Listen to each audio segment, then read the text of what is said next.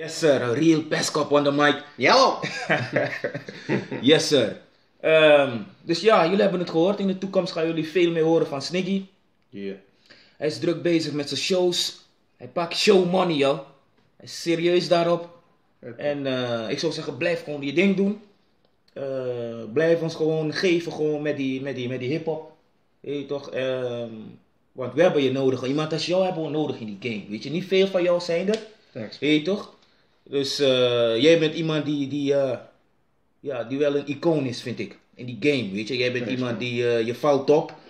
Je bent gevorderd. Je bent een gevorderde jongen in die game. Weet je toch?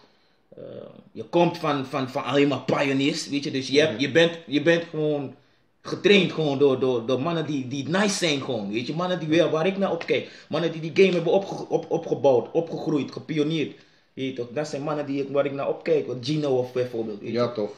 Zijn mannen waar ik opkijk. Dus, en die mannen hebben je allemaal, vanuit die lijn kom je. Dus I gotta respect you, my friend. Thanks, man. Thanks. Okay.